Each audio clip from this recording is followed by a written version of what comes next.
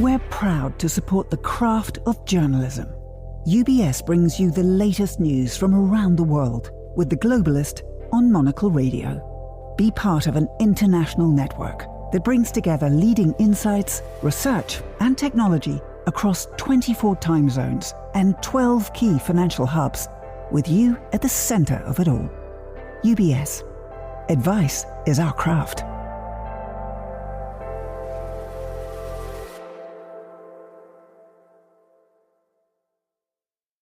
You're listening to The Globalist, first broadcast on the 19th of September 2025 on Monocle Radio. The Globalist, in association with UBS.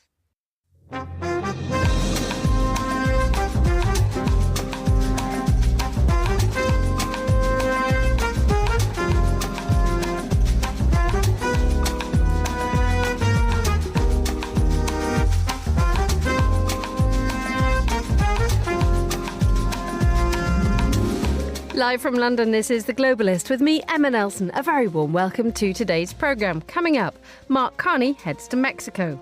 It's by balancing this respect for sovereignty and the belief in cooperation that Canada and Mexico will build together for the benefit of our peoples. We'll examine whether America's two neighbours will find strength in numbers if they team up to deal with Donald Trump. Also ahead, the US president prepares for a phone call with China's Xi Jinping. They'll be talking about who should own TikTok. Can we expect a deal? Plus, we mustn't forget, is a means to improve the quality of our lives. Whether that's in a building, whether it's in a city, in urbanity, that is really the power of design. Lord Norman Foster talks to Monocle Radio about the importance of thinking through the way we shape our cities. Plus the Greek newspapers, and Andrew Muller tells us what we learned. That's all coming up on The Globalist, live from London.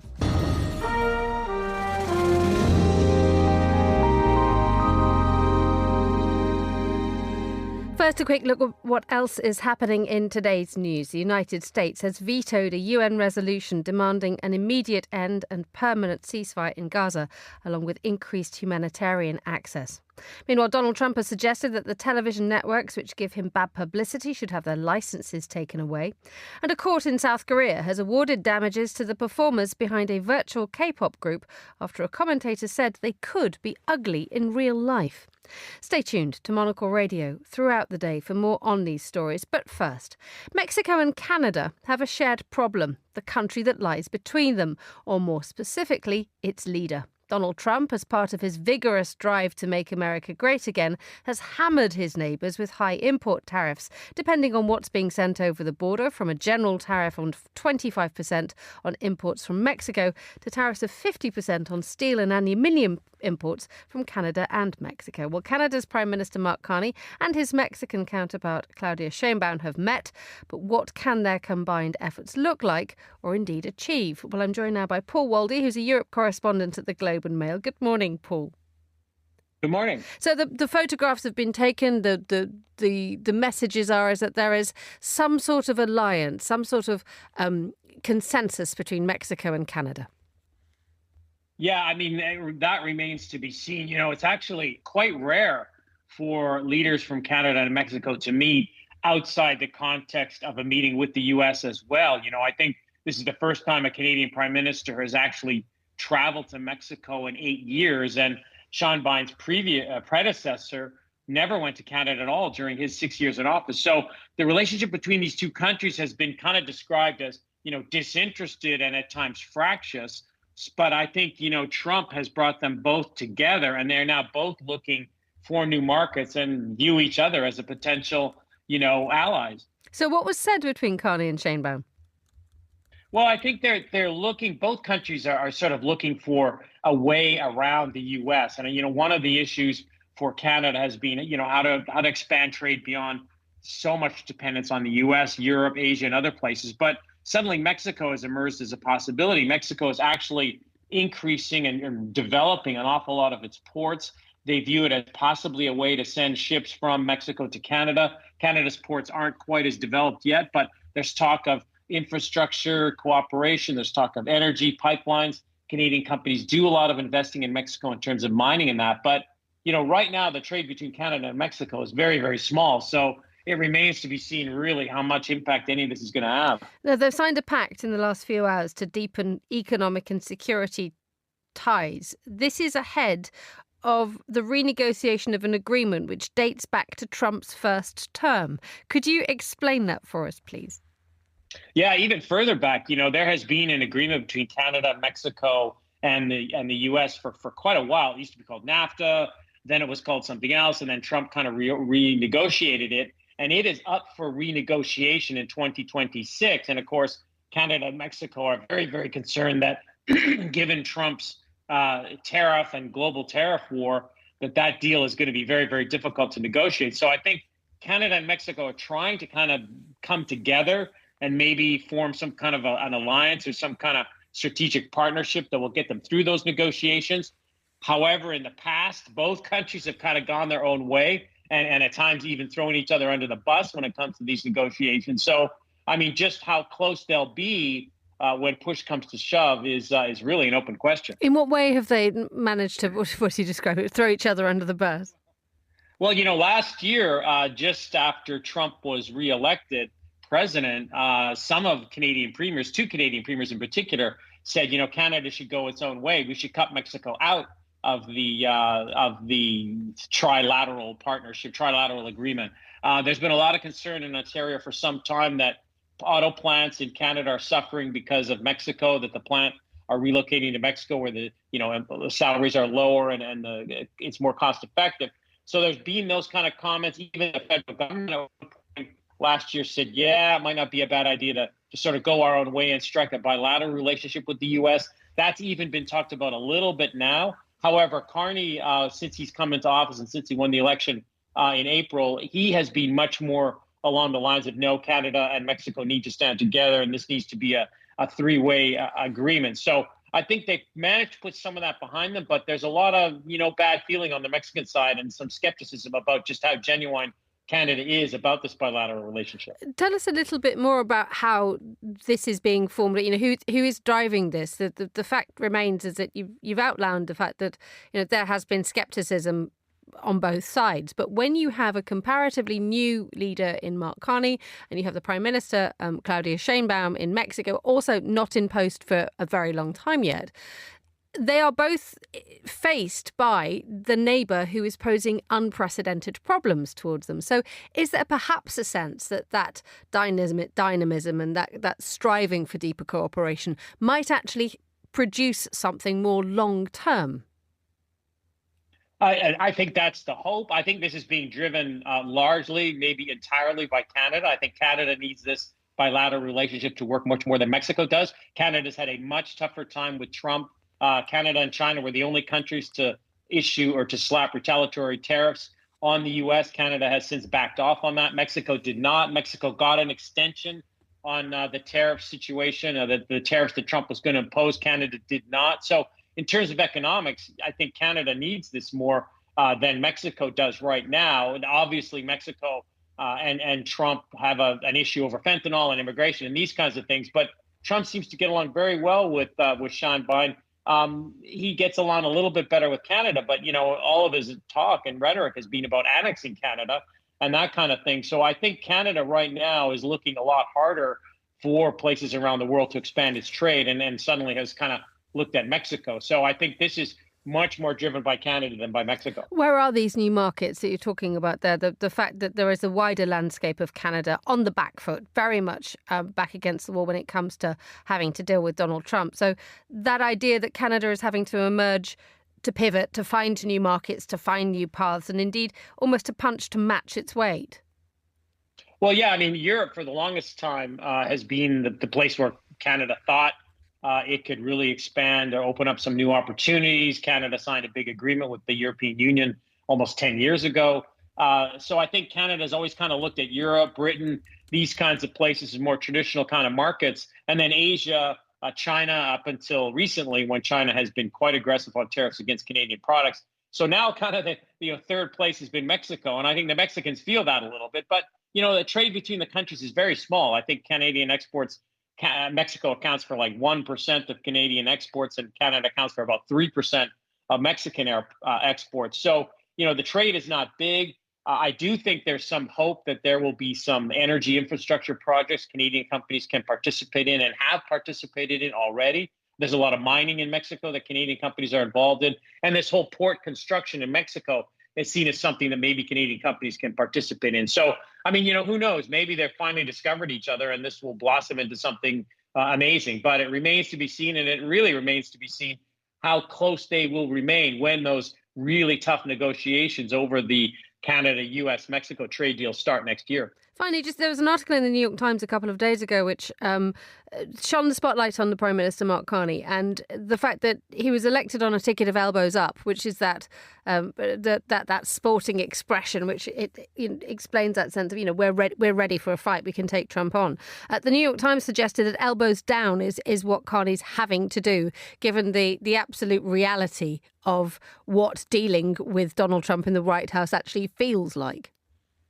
Yeah, I mean, during the election campaign just last winter, spring, Carney was very aggressive, saying, we need these tariffs eliminated. We're going to get a good deal with the U.S. He was, very, very patriotic and nationalist and that kind of thing. And that's what got him elected, albeit a minority government. But still, he came out of the gate flying and saying, he was really going to take this on. And since then, there's been very little happen. I mean, there is no bilateral agreement. And now there's talk that there won't be one, that everything is going to be, all the eggs are going to be put into the basket of this trilateral agreement between Canada, the U.S. and Mexico.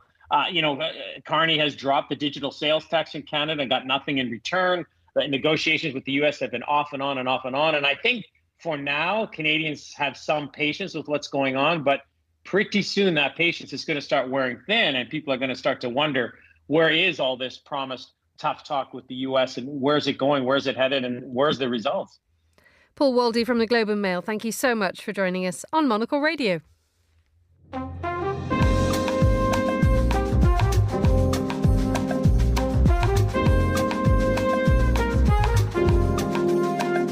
We examine now another aspect of the trade wars emanating from the White House. In a little under 7 hours, Donald Trump, fresh from the pomp of a state visit to the United Kingdom, will hold a telephone call with China's Xi Jinping. The backdrop is not a happy one, with tariffs imposed by each country on one another, inflicting damage on both sides. Well, to tell us more about what lies in store, Jonathan Chang is the Wall Street Journal's China Bureau Chief. A very good morning to you, Jonathan. Thanks. Happy to be here. So the main thrust of this, or the main anticipated comments about this, centre on TikTok. Yes, that's right. So TikTok, of course, is the popular short video app. It's very popular with the under 30 crowd, and it was created in China. So this is something that before Trump returned to office was a bipartisan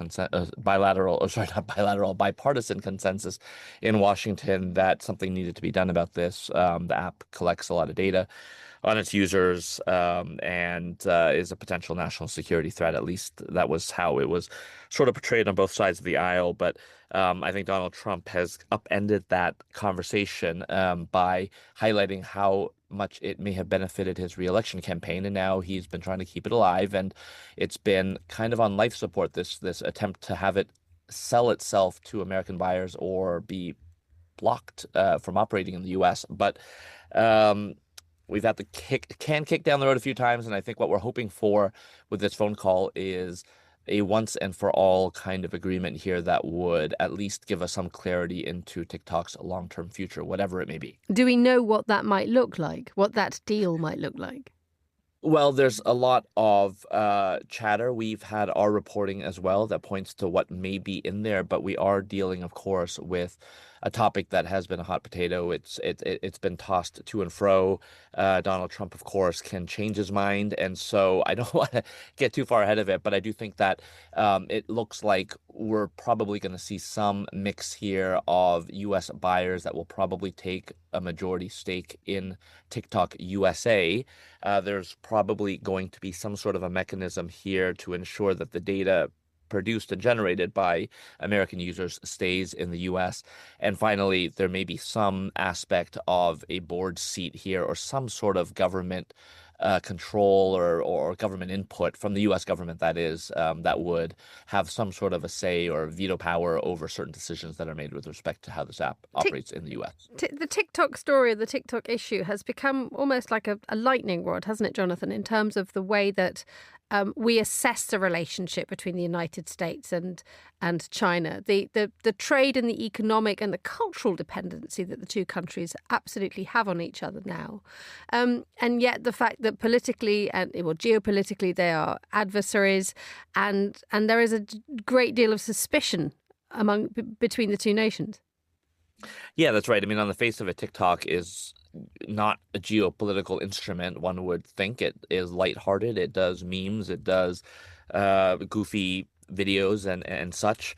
And yet, of course, it's one of China's real big, shining global successes on the soft power stage. Now, you could say that China doesn't create all the content, but creating a platform this powerful, I mean, Mark Zuckerberg would give an arm and a leg to be able to have something like this, but it was the Chinese that created the platform that got this viral. And in a certain sense, America is dealing with something it hasn't had to deal with, an adversary that is geopolitical, but also has some real soft power pull. And so that's why it's become a little bit complicated here. The national security implications are all tied up in this. And then you have Donald Trump, of course, crediting TikTok with helping him with younger voters and winning back the White House. Why do you think TikTok is prepared to why do you think that China is prepared to part with bits of TikTok at this point? No, it's a very good question. I think we've been very clear in reporting that Xi Jinping, Beijing more generally, has been very concerned about the algorithm, because the algorithm is really the secret sauce that makes TikTok what it is. It just has a way of, quote unquote, knowing what users want to see, and that's why it's so addictive. And that algorithm is proprietary. It is powerful. You're able to control minds and shape views. And so China was very loath to let that happen. TikTok's parent company, ByteDance, is based in Beijing, and they have to answer to the Communist Party. And so for a long time, that was a non-starter. And that was part of the reason why we didn't have a deal materialize earlier.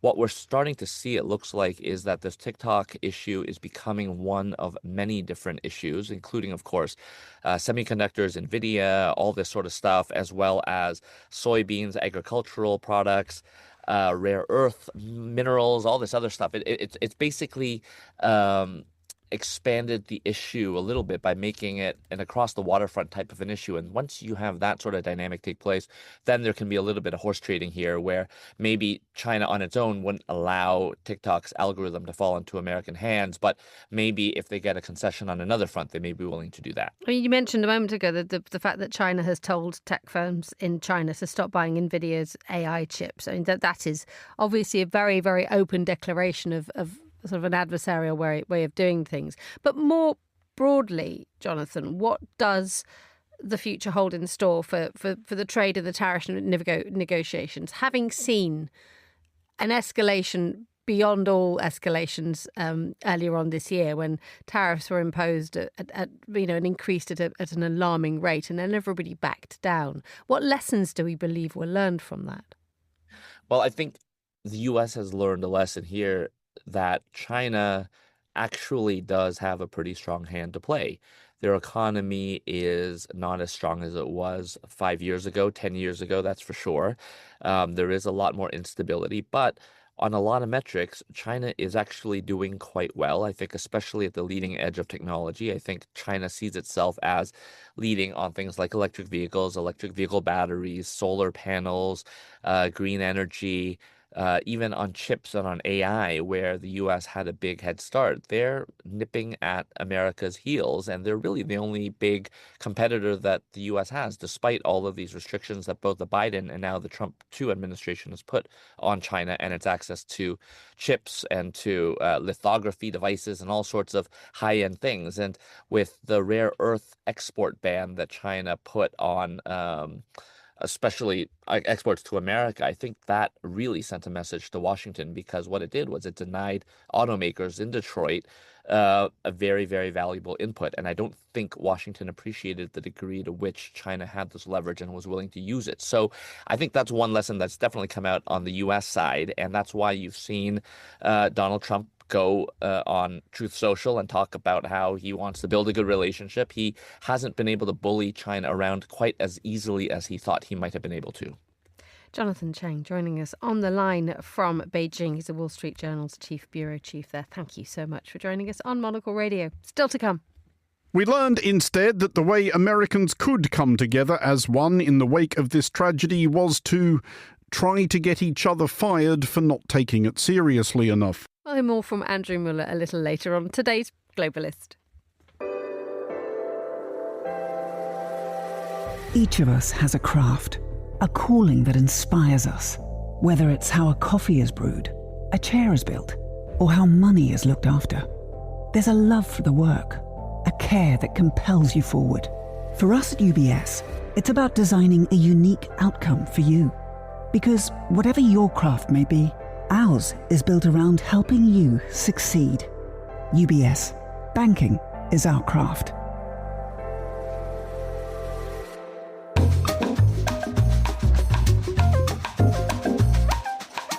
7:20 here in London, 9:20 in Athens. Let's have a look at the newspapers for today. Joining me for a view of what's making the headlines in Greece and southern Europe, the journalist Emmanuel Papavasiliou is in the studio. Good morning. Good morning, Emma. How are you? All good, all now, good. am I allowed to call you Manos or do we call you Emmanuel? What would you prefer? Of course. It's okay, just a short it's version. Manos. How's life? What are you up to? Yeah, life is good. Life is great. Quite busy lately with stories, to be honest with you. Good. Glad to hear it. And in that context, what great stories have you picked up for us in the Greek and Southern European papers? Let's start with Greece and foreign affairs. So basically next week, the Greek Prime Minister Kyriakos Mitsotakis is expected to meet Turkey's President Recep Tayyip Erdogan on Tuesday on the sidelines of the UN General Assembly in New York. And basically this meeting is very important because it comes at a very delicate moment. Relations between the two countries have soured in recent days because both countries have been using very strong rhetoric about their claims in the Aegean Sea. On the sidelines also, Ankara has warned of dangerous consequences as Cyprus moves to bolster its defense with the help of Israeli support. Meanwhile, Greece is feeling a bit left out lately after Egypt, a long-term Greek ally, held its first naval drills with Turkey in 13 years. So the Mitsotakis-Erdogan meeting will be closely watched. As things stand at the moment, though, we should not expect them to find any significant diplomatic common ground. It's just that it would be a bad look if they two both were at the UNGA in New York next week and they just didn't meet. So this is not going anything deeper other than just to be seen to publicly making contact. Yeah, basically the meeting is more like in the category of being at the same party and not saying hello. Okay, that's great. Do we expect anything to happen from this meeting? I think we've answered that question already. But the way that the press is looking at it, Ekaterini and the like, what are the Greeks looking for? The Greeks are looking for a strong prime minister, basically, and to the reassurance that they have someone to back them up and champion them in the face of a country, Turkey, that is making strong claims and being very strong in their rhetoric. So it's kind of more like a show of strength. Okay, let's move on to a story. It's covered in a British newspaper in the Guardian, but it is to do with a Greek beach, a very, very beautiful, a very unusual looking Greek beach, which has become almost like the poster child for over-tourism. Yeah. So in Milos, it's the famous Sarakiniko beach that we call, or in English, it's often called the Moon Beach because it has these otherworldly white rock formations, and it's basically a little bit like you are walking in the surface of the moon because of it. The story here is that basically there were plans to build a 5-star hotel near it, a resort, and the move has now been halted because the project's license was revoked after officials found missing approvals and poor documentations. And for locals and environmentalists who were campaigning for this to stop, this is a victory. But the whole thing is important because it highlighted the broader dilemma across Greek islands. That is, yes, Greece's booming tourism industry brings a record of revenues, but what happens when you start building hotel after hotel after hotel and you ruin the place, basically? And it's the decision-making process. I mean, it is who has the final say when it comes to this, because obviously Greece as a nation is so dependent on tourism and celebrates it. And it's such an important part of its economy and its society, etc. But when you have something coming along with a five-star hotel, that idea that who actually gets to decide what happens is a really complicated one. Totally. And it's always the dilemma of like, yes, we want more tourism as Greece. Tourism is the main revenue of the country. Tourism is where the money comes from. But what happens where you overbuild so that more tourists comes, more revenue comes, but in the end, you end up ruining the place. And let's carry on with that sort of country branding and country and a sort of national pride and identity. The Greek Cultural Ministry is doing its best, actually, to make sure that local areas actually have much more control of how they project themselves to the outside world. This is again from a Greek paper, isn't it? Tell us. Exactly. So like the Greek Culture Ministry has just announced a new initiative that is designed to help communities to tell their own story in a way. So working with alongside 3 Greek universities, the ministry has created a formula, what they call it scientific tools, but it's basically a formula for each local area to create its own kind of cultural branding. And the aim is to highlight basically their unique identity, strengthen its regional cohesion, lay the groundwork for sustainable cultural development, etc. And basically what happens is, if it's successful, it may not only bring more tourists, but also give locals a stronger sense of ownership on how their culture is presented in the world, and create their own branding in order to attract more tourism, as I mentioned before, without much more help from in a national level. And indeed that help that they depend. I mean, how much do local certain places need help when it comes to local branding? They do indeed, because Greece is actually very multifaceted from place to place, and you need to brand it accordingly. Usually when someone from abroad pictures Greece, they think of Santorini, they think of like beaches, they think of the sea, they think etc. But there are so many more places, mountains, forests, that don't have as much representation, and that's a good way for them to promote themselves. Finally, an astonishing story involving a Greek abbot, some Byzantine relics, and his grandma. Yes, this is the funny one. So the abbot of a monastery, basically in Peloponnese, and 5 other people have been the subjects of a marathon pre-trial hearing last week. Basically, they face charges of attempting to illegally sell church relics from the Byzantine time for the price of 200,000. So obviously the fact that a priest is linked to a criminal activity has captured the attention in Greece. But it's also got a little bit funny when in his defense he claimed that the 17 Byzantine icons and the 2 rare gospels that are dating back in the 18th century actually belong to his own grandmother. And it gets even deeper when the authorities started saying that this gang was actually stealing artifacts across religious sites in the Peloponnese and selling them to German auction houses. But what's good about this story, apart from the funny part, is that it's actually a victory for the newly formed Greek FBI operation that was formed in September last year and has been receiving a lot of snubbing ever since. So that's their actually first victory. Emmanuel Papavasiliou, thank you so much for joining me in the studio. You're listening to The Globalist on Monocle Radio.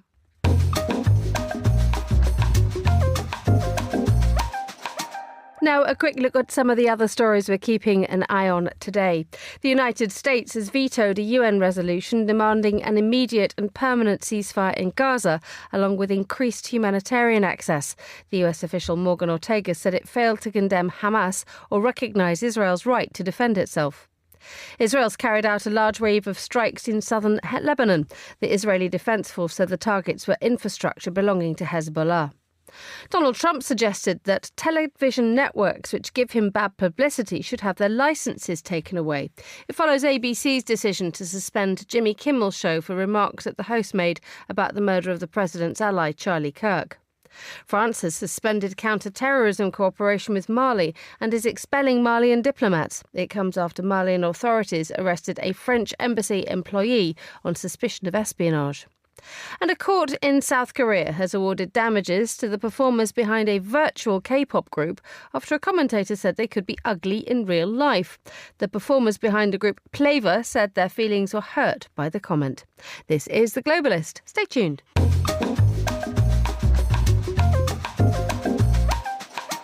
Now, this year's World Design Congress has just taken place at the Barbican Centre here in London, and the event's theme was a simple one, but it was important. How do we design for the planet?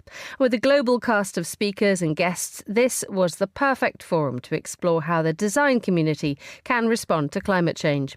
Monocle's executive producer Carlotta Rebello was in attendance, and she got the chance to sit down with Lord Norman Foster, the legendary British architect behind many globally loved buildings, including the Gherkin here in London.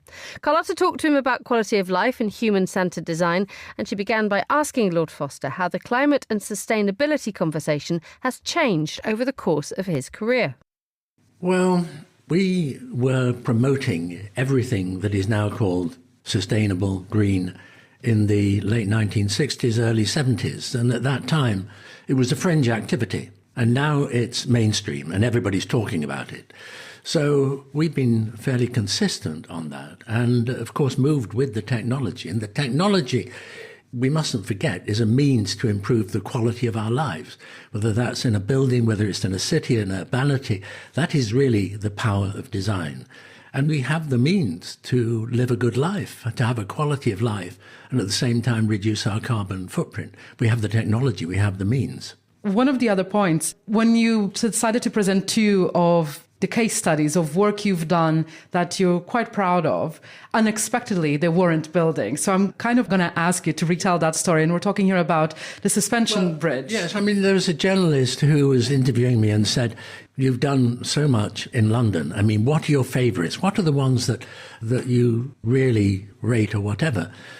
And I said, they're not buildings, because if I talk about the effect of design on the citizens of London and the visitors, then it's going to be Millennium Bridge and it's going to be Trafalgar Square, because those influence the quality of urban life to a far greater extent than any individual building, however powerful that building and important that building might be. And of course, if you take the number of people who cross from the North Bank to the South, which has equalised, so it's brought prosperity to the traditionally poorest South Bank from the rich financial centre of the financial square mile. And Trafalgar Square, most people have forgotten it was a horrendous pedestrian roundabout. You know, you risked your life going there. The heart of London was largely occupied by pigeons and one or two people feeding them. And so the transformational effect of what we did there has been revolutionary. It's now become the living room of London, the heart of London for cultural events, concerts, celebrations, festivities, whatever. So it's perhaps a way of saying that something we take for granted, the infrastructure, the pedestrian spaces, those influence our quality of life, and we can make them better. So it's a plea for the infrastructure of connectivity, public spaces, and cities hold the key to climate change. That's not to say the buildings are not important. Of course they are. I'm an architect. It's my lifeblood.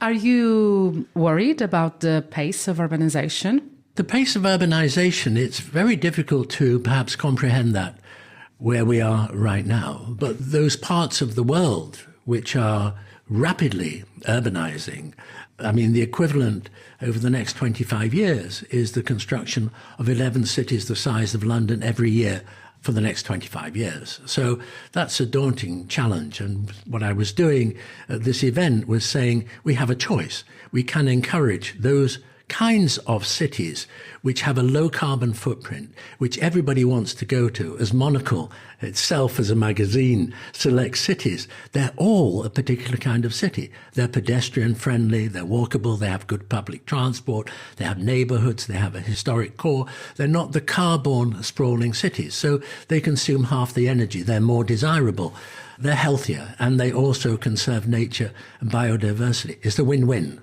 When we talk about, indeed, quality of life in cities, it's all those factors. And almost also then there's this element of community supporting you and enabling that community. We know that one of the main issues that cities face nowadays is loneliness in cities. Loneliness is a killer. It's also promoting exercise, which is health. And that's where design can be powerful. I mean, as ever, it's a constant. Everything is designed. It's very easy to think that things happen by accident. It doesn't mean if there's a designer is not involved. Somebody's making a decision. We live in a man-made world. Your foundation sits in Spain, and that's just 2 hours away.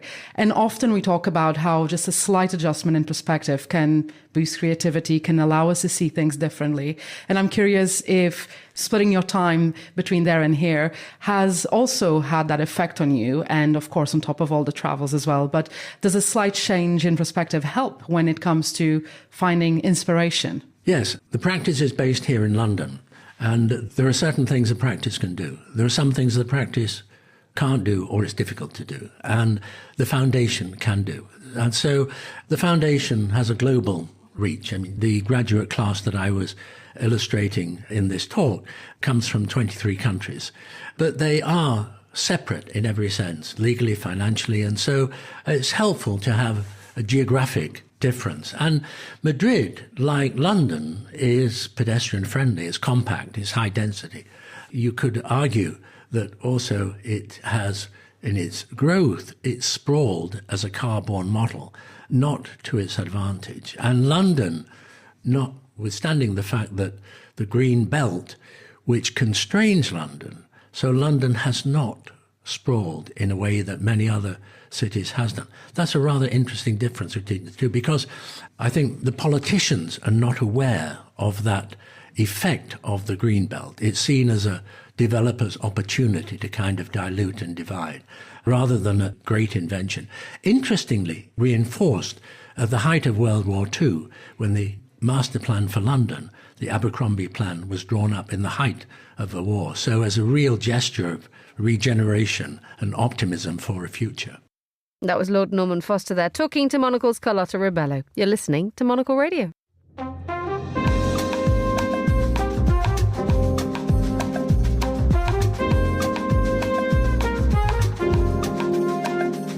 Now, as we've just been hearing from Lord Foster there, it's no secret that Europe's cities are constantly changing, from where people want to live to how they define luxury and what a lifestyle really means today. So where are Europeans choosing to move to, and what are some of the key factors driving this change? Well, that's precisely the theme of a new report by the global real estate consultancy Knight Frank. I'm delighted to say that Kate Everett-Allen, the head of European residential research at Knight Frank and the editor of the European Lifestyle Report, is joining me now. Very warm welcome to Monocle Radio. Good morning, Kate. Good morning, Emma. Thank you. When you were putting this report together, what were you looking for? So we set out really to understand not just where the wealthy were moving to within Europe, but why. Wealth is obviously rising and more mobile than ever. So estimates vary, but around sort of 100,000 high net worth individuals are expected to relocate this year alone, perhaps more. And we're in this huge period of flux with sort of geopolitical tensions, trade wars, tax regime overhauls, visa changes, and perhaps one of the biggest ones, really, the revolution around remote work. And so whilst we know that places like Dubai are really high on the radar of the wealthy, Europe is also a really clear beneficiary. And we've seen a huge change in policy shifts. So we're trying to sort of understand how the wealthy are recalibrating and seeking opportunities that now sort of align their lifestyle goals with fiscal advantages as well. So the report really maps out how cross-border wealth flows are reshaping Europe's cities and their communities. So you're combining obviously the movement of wealth, but also the requirements of a globally mobile community here, who have the option of, let's say, to go to Dubai, but choose to go to somewhere like Europe. And the findings in this report, I mean, what are people's priorities? Do they want ease of movement? Do they want security? Do they want excellent health provision? What is it that people really say that they find important? So we did a survey of 700 high net worth individuals, mainly across Europe, the UK, the US, to ask them sort of what was most important. And actually, it was healthcare that came out on top, and obviously a trend that we've seen grow since the pandemic. So having access to really good healthcare was critical. followed by international schools. So quite a lot of the respondents were sort of in their 30s or 40s with families. So that was a key driver. And then finally was transport links, so making sure they've got that accessibility. Digital connectivity was also critical. So 71% said that high-speed broadband would shape their choice. But interestingly for me, cultural life was further down the list of priorities. So that was sixth. What we sort of learned from the survey really was that these were globally mobile professionals who were looking to build sustainable lives, but improve their overall quality of life. And when you mean sustainable, I mean, how important is sustainability when it comes to choosing where you live? We've seen a fundamental shift over the past sort of 2 or 3 years. So talking to many of our agents across Europe, 2 or 3 years ago, they would still be being asked by buyers about the amenities in a particular area, whereas now it's much more common for them to get questions around things like water security, solar panels, climate resilience, and also sort of insurance as well, whether there are additional premiums if you're on the coast, et cetera, et cetera. And I think policy is accelerating this trend. So in France, for example, there are now new energy performance standards. So properties that are rated sort of G can no longer be let as short-term rentals, and that's going to keep changing year on year, so that the restrictions will get tighter. So even buyers that are relocating permanently, many will probably want some rental flexibility for when they return home. So they are asking about sort of the energy efficiency of these homes. It is a sort of key practical investment consideration. It's interesting, all these considerations that you have to think about. The fact that you were talking a moment ago about, is there a good international school? But then you're also mentioning, is there water security? There are clearly some surprises in this report. Yeah, there's a number of surprises from the survey in particular. Perhaps the biggest one for me was the sort of strength or speed of the urban revival that we've seen. So 50% of respondents said that they would now opt for a city over a coastal, rural or alpine location. And that's in sharp contrast to what we saw during the pandemic. And even up until the last couple of years, we were still seeing that sort of remnants of the race for space. So cities like Lisbon, London, Madrid were sort of top of the list when we asked high net worth individuals where they want to relocate to. So it seems like the sort of connectivity, the convenience, perhaps the sort of anonymity that cities provide is back in vogue, particularly for those that are seeking a permanent base. And many are sort of shying away from the hassle factor of having a bigger rural estate or property that will require extra upkeep. And that leads into the idea of what the ultra high net worth individual or indeed family now sees as luxury. And it is the eternal debate about what is luxury. And many say it's privacy and time. But from what you've just said there, it's actually, can I jump on a plane? And also, can I lead a quiet life? The element of ostentation is not necessarily the priority. Yeah, exactly that, I think. We've got an interview in the report with our head of international sales, Mark Harvey, and he sort of picks out some of the key trends that he's noticed in the last year or so. And he was saying that actually luxury today is less about sort of scale and opulence, as you mentioned, and more about sort of well-being and authenticity. So what he's seeing is that a Provençal farmhouse, for example, with olive groves, or a Mallorcan cortijo that's got sort of a nice shaded courtyard, those sorts of properties are resonating far more than a generic luxury new build property.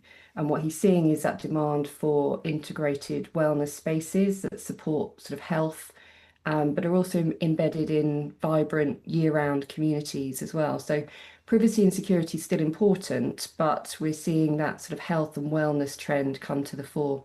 Briefly, who's doing this well? Which city? I mean, I think you mentioned Lisbon, Madrid and London, but who's actually got their eye on this ride? Lisbon remains hugely popular, not just with sort of Europeans, but with US buyers as well. London's resilient. I think that's a value play. We've seen prices fall. Madrid is capturing a lot of interest, but also alpine markets. I know they're not cities, but we are still seeing strong demand in places like Chamonix and Verbier that are year-round resorts now, as busy in the summer as they are in the winter. Kate Everett-Allen, Head of European Residential Research at Knight Frank, thank you so much for joining us on The Globalist. IQ, EQ, and AI. 3 components key to the craft of innovation at UBS. Because to stay ahead in a rapidly evolving age, you need a partner with decades of experience, endless passion for the work, and a finger on the pulse of leading technologies, bridging human expertise with artificial intelligence, all to elevate you. UBS. Banking is our craft.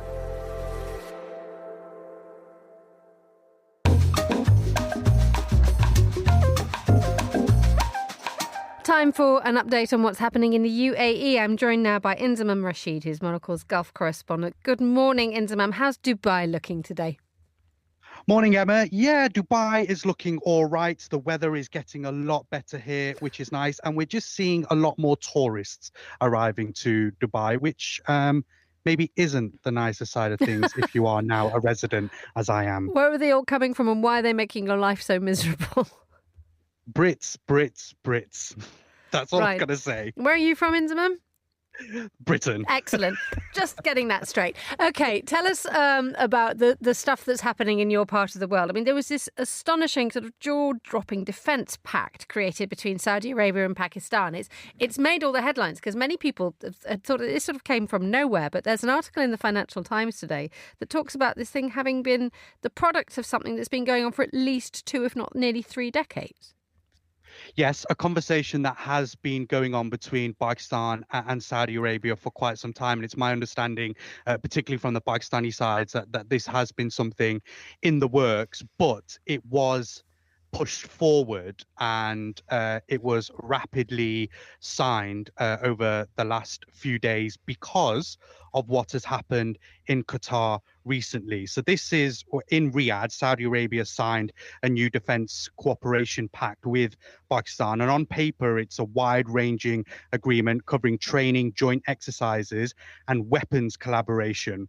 But I think in reality here, Emma, it's marking what is the start of a significant strategic shift, particularly here in the Gulf. When you think of Saudi Arabia security, it's rested heavily under the American umbrella when you think of arms deals and Patriot missile batteries and the deployment of US troops during moments of crisis. But the recent events have really shaken that reliance, and the deadly Israeli strike on Doha has underlined the Gulf's vulnerability, and it's reminded leaders that their skies remain exposed despite Western systems.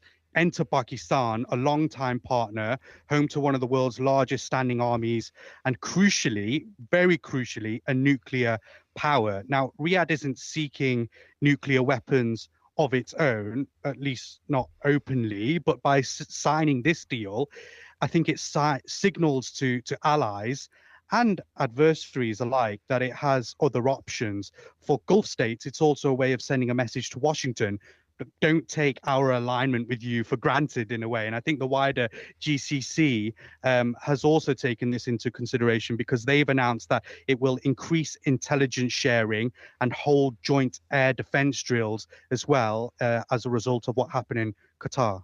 Let's move on to another story. The Dubai fountain is to reopen. Now, for anybody who's been to Dubai, you know there's many tourists who have just turned up on your doorstep. They don't have a fountain to look at for a while, and they haven't had for 5 months, have they?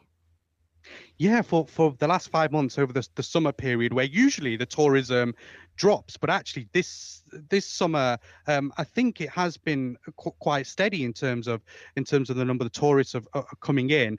But good news, because the fountains are reopening. They're reopening on the 1st of October after those 5 months of refurbishment. These are the largest fountains, dancing fountains in the world, as you'd expect in Dubai. Everything is the biggest. They sit right at the foot of the Burj Khalifa, the tallest building in the world, and it's become one of the most recognized attractions in the Gulf. They were brought in back in 2009. It's choreographed shows combining the water, light, and music, and they've really been the mainstay of downtown Dubai. Now, the closure was because they've created a comprehensive program of refurbishment. That's what Emaar, the developers, have said. And now that this new show will be even bigger, even better. There'll be more space for even more tourists to gather around and witness the spectacle. And it is one thing about this is I quite like all the tourists coming together,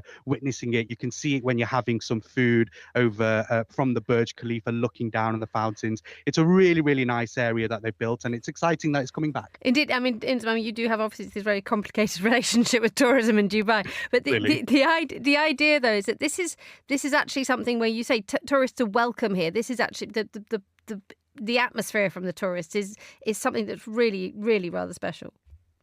Yeah, it really is. And also on occasions as well, because the Burj Khalifa often lights up to celebrate different occasions. When I kind of think of Ramadan or Eid time, even Independence Days as well, it often showcases the flag of a country on the Burj Khalifa. And then next to it, you've got the fountains doing a dance, which I think is really, really nice. And there's so many food and beverage places around that area. You've got a little souk as well, the Time Out market, which is really interesting. And I just think now that Emaar have invested a lot of money into this fountain, realizing it's a really, really solid attraction over the last 15, 16 years or so.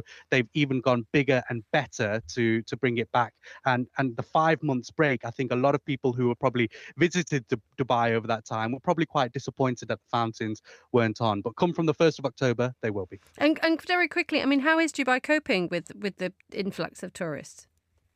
Look, Dubai does it very well. We just crossed 4 million residents, and so that's one aspect. But tourists just keep on coming, and people are returning here as well. There are enough food and beverage spots for all these people. They are growing consistently as well. Hotels and luxury hotels keep growing out here as well. The only issue is, and we've spoken about this before, Emma, is traffic. The traffic is so intense out here, and that's why the governments are working at speed to get new metro lines in place, and also Etihad Rail, which will connect all the Emirates across the UAE. Inzamam Rashid, thank you so much for joining us on the line from Dubai. You're listening to The Globalist.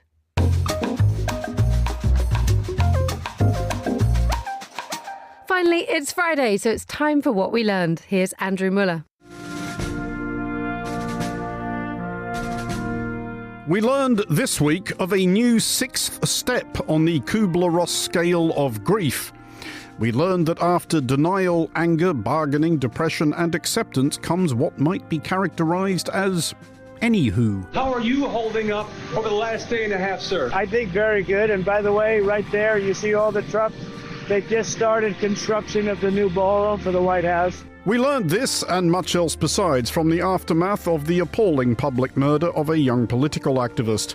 We learned that across the spectrum of American politics, a somber contemplative hush had duly descended as politicians and partisans alike pondered deeply upon their own responsibility for escalating the feverish temperature of the discourse to this perilous height, resolved solemnly to conduct themselves with greater civility from this day forward, to recognise that their opponents are not their enemies, to look foremost for the good in their fellow citizens, and to work together to address decisively the damage done day in and day out by dogmatic fealty to a particular interpretation of a single clause of a 238-year-old document which enables on average, give or take, 300 Americans to be shot every day, around 50 fatally. Ha no, have you met the 21st century United States? And so forth. We learned instead that the way Americans could come together as one in the wake of this tragedy was to try to get each other fired for not taking it seriously enough. So when you see someone celebrating Charlie's murder, call them out. And hell, call their employer. We learned this from Vice President J.D. Vance, who, in fairness, is someone who spends most of his days hoping someone in particular will commit an indiscretion sufficient to get them heaved out of their job. We also learned that while US Attorney General Pam Bondi may be all in on the Second Amendment of the US Constitution, she does not appear to have gotten round to reading the First. Employers, you have an obligation to get rid of people. You need to look at people who are saying horrible things, and they shouldn't be working with you. We, for one whimsical news monologue, look forward to seeing this stricture against employing people who say horrible things being imposed where Attorney General Bondi works. But we learned that at least one Republican grandee, specifically House Speaker Mike Johnson, had absorbed some sobering lessons and was now fully seized of the necessity of restoring courtesy to the national conversation. Leaders cannot call their political opponents Nazis and fascists and enemies of the state because they disagree with their policy priorities. I mean, this is something we should have learned in grade school. And who could disagree with that? The presidency needs, I know what it needs. You meet some people. Among the worst that you're going to meet, though, are in our country. I call it the enemy from within. We have the outside enemy, so you can say China, you can say Russia, you can say Kim Jong-un, you can say it's the enemy from within, all the scum that we have to deal with. And it is the enemy from within, and they're very dangerous. They're Marxists and communists and fascists. In fairness, we learned that the president had been giving some thought to what role he could usefully play in healing his nation at this time of trauma. How do we fix this country? How do we come back together? I'll tell you something that's going to get me in trouble, but I couldn't care less. In further fairness, we learned that the president may have been distracted by his tireless labours healing other nations. I solved wars that was unsolvable. Azerbaijan and Albania. It was going on for many, many years. I had the prime ministers and presidents in my office. They sat so far apart. One chair was there, one chair was there. I said, fellas, get together, come on. An expression, perhaps, who knows, of the 2,100 kilometres that lie between the two countries' capitals, which may be why Azerbaijan and Albania have never fought a war against each other, unless maybe the president is thinking of the period when Azerbaijan, as part of the Russian Empire, and Albania, as part of the Ottoman ditto, were on opposite sides in a variety of scraps, so maybe he is talking about the Russo-Turkish War of 1877-78 and is claiming credit for the Treaty of San Stefano, which would actually not be the least probable thing for which he has helped himself to plaudits. Am I right? I think so. All those golf trophies, for starters. But, and maybe we'll need some sombre, reflective satire being used to make a serious point music playing under From Here On. From here on, not from heron. For we learned that you can't joke about this stuff. Literally. Attentive listeners may recall that circa the beginning of this week's monologue we essayed a mild jape about the president's apparent swift moving on from last week's events. At the risk of tempting fate, we did so confident in the knowledge that the only consequences that will likely befall us will be the deafening applause for and fulsome congratulations upon yet another faultlessly conceived and executed wry sidelong look at the week's news.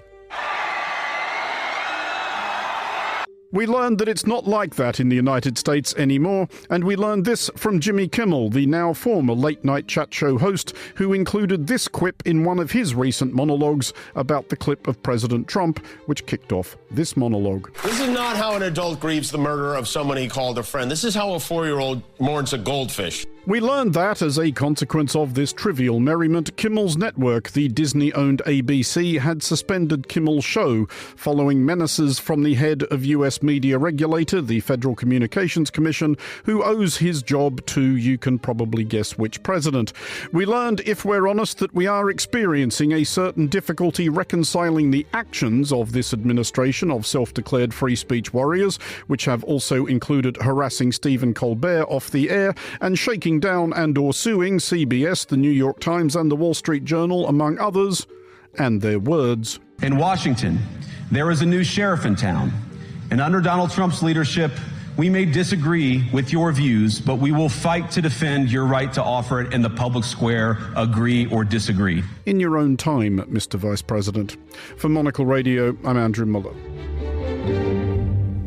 Thank you very much indeed for that, Andrew Muller. And that's all the time we have for today's programme. The warmest of thanks to all my guests. And to the producers, Hassan Anderson, Carlotta Rebello and Ryuma Takahashi. Our researcher was Daniela Braw-Smith and our studio manager was Steph Chungu.